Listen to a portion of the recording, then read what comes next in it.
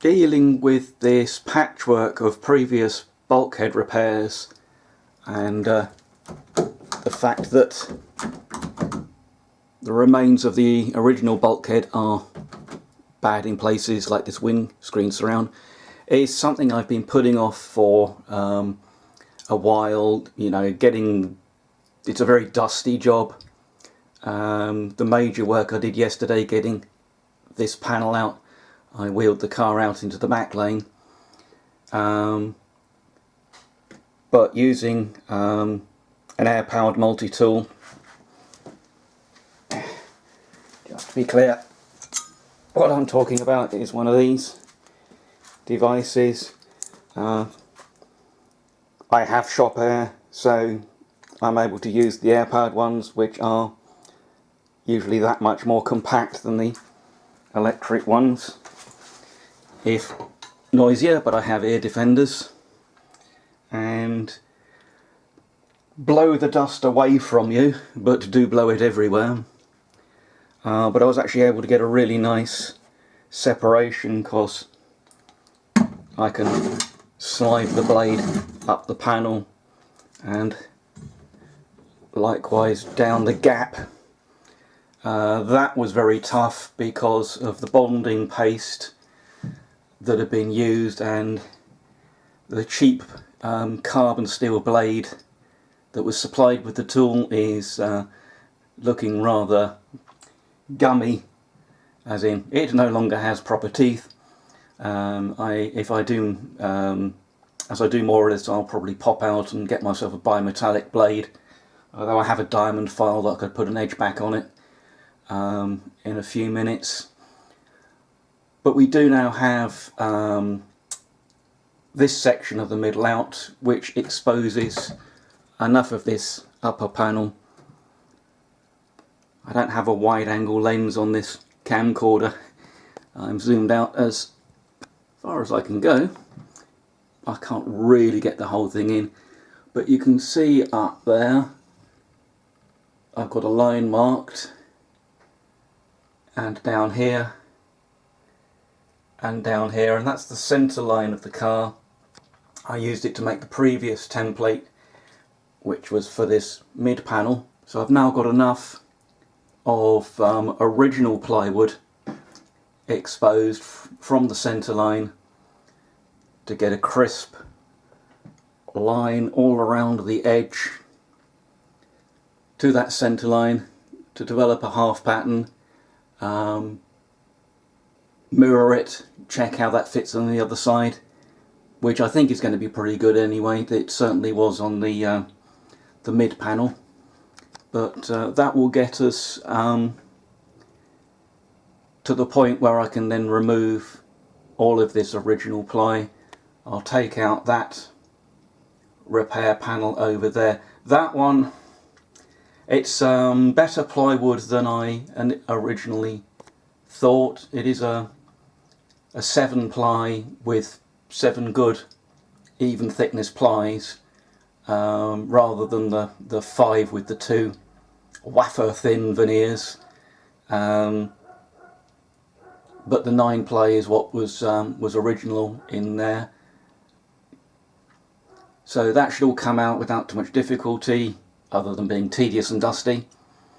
I've then got to decide what to do about these lower panels. This side is pretty sound, other than around the handbrake cable area. That could be cut out and patched, but of course the other side has been patched. The body mounting holes are somewhat butchered. I want to do some fiberglass repairs because an extra couple of holes have been punched through around the cabling, and also there's a bracket behind here and to mount the body shell, and they are known for coming loose because the plate gets bolted to sandwiched up on this side, but there's actually a gap, you can see in there that there is quite a gap. So there is a sort of plate with a pair of tubes attached to it, a pair of standoffs, but then those standoffs are going up against fiberglass. So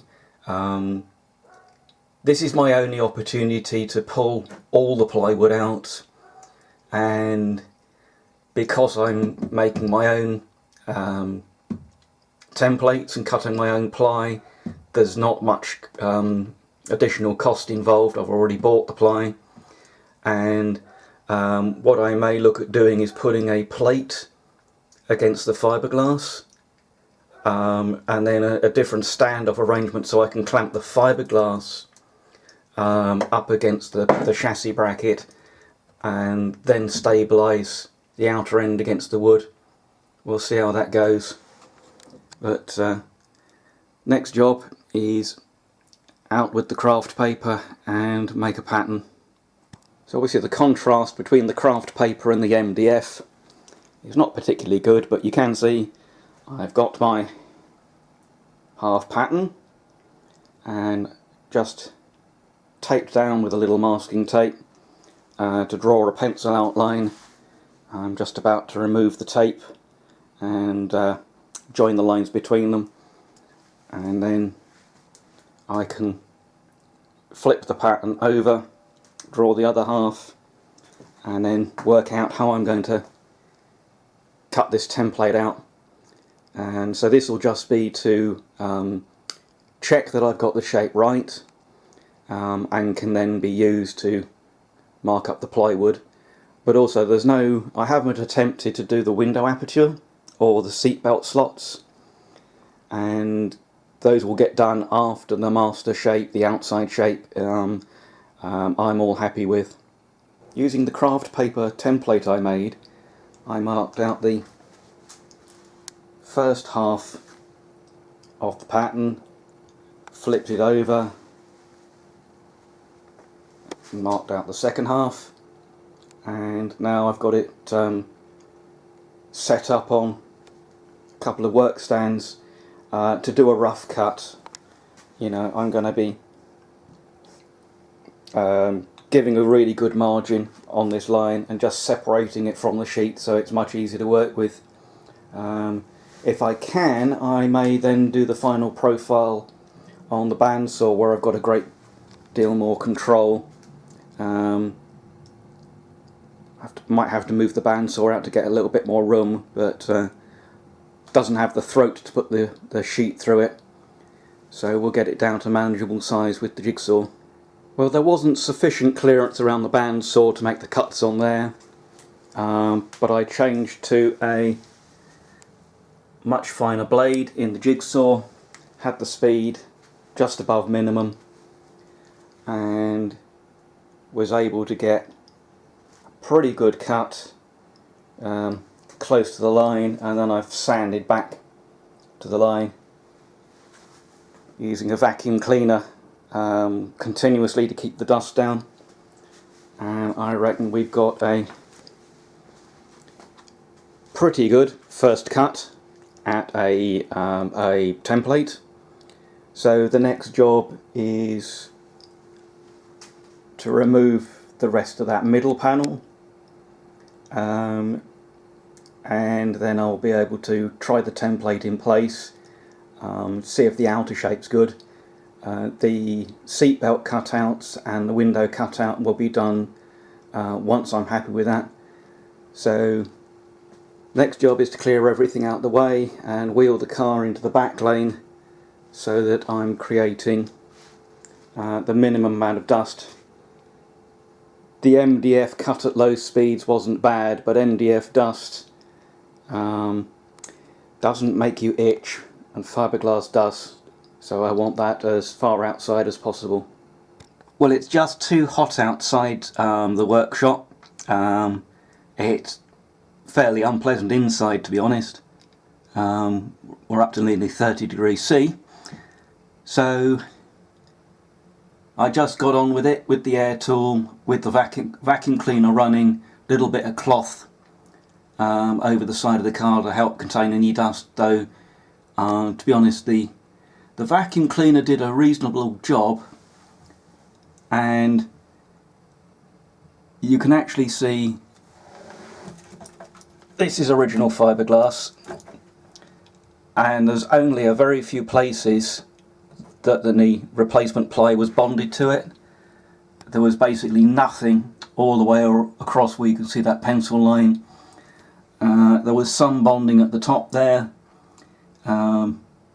basically just where you can see the white bonding paste, so that was definitely not a great repair. This bit of plywood down here is actually properly glassed in, and you know, I'm still debating whether to remove it. I will remove this original piece because it's been severed already.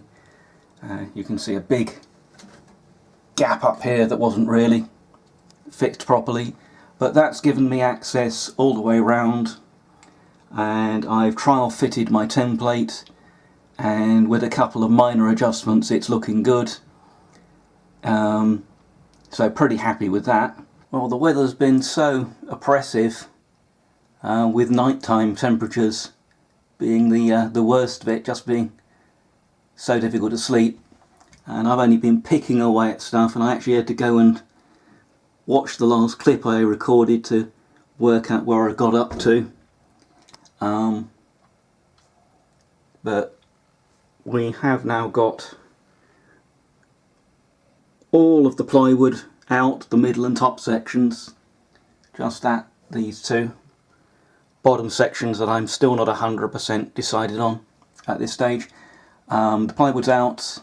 A lot of the fiberglass sort of flanges that were bonding the panels in have now been, where possible, torn out so that they delaminate, which is one of the easiest ways to get back to good material I can rebond to. You can see, for instance, up here there's a piece left that I will tear down. This line up here, this was a piece bonded onto the shell, and the other side of it was bonded onto the plywood, which not exactly sure how they achieved that, but it wasn't the greatest attachment up there. The whole thing was flexing on that. As I pulled things apart, I went in with the air tool to separate it, so that will get peeled if possible. If not, it will get ground back, in which case I'm going to have to probably wait till the weather cools down so I can actually wear a protective coverall without dying of heat exhaustion. But overall, looking really good. Quite satisfied with the way it's all come apart. Probably going to have to pull this side window. There's areas of the bonding that are failing. The one on the other side, the bonding was gone about halfway round, and that is one of the places where these cars will leak, and the water will end up on the fuel tanks and also on the bulkhead, and I think that's what had happened to this car. That was the window with the bad bonding, and that was the side of the bulkhead that had had the previous repairs. So being able to remove this section of ply basically intact was then able to give me the seatbelt positions. Those will get tidied up and marked on, and it'll also give me a guideline for the actual window aperture, which, as I previously mentioned, I'm going to tailor to the actual fiberglass window frame. Possibly, smooth the frame out a little, improve the moulding before matching it to the aperture, so that can be sealed in as well as possible. You can see that some of the screws that held the frame in ended up You know, this one's a nice distance from the edge. This one's very close. I'm going to see if I can make a little improvement on that. And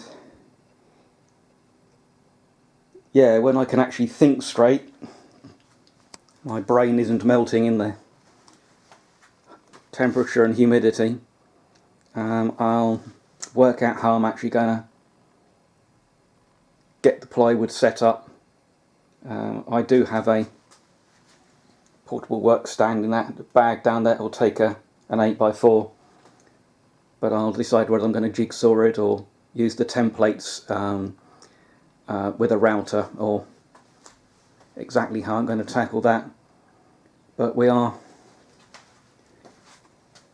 despite the short amount of time I can find the energy per day to do anything, making a bit of progress.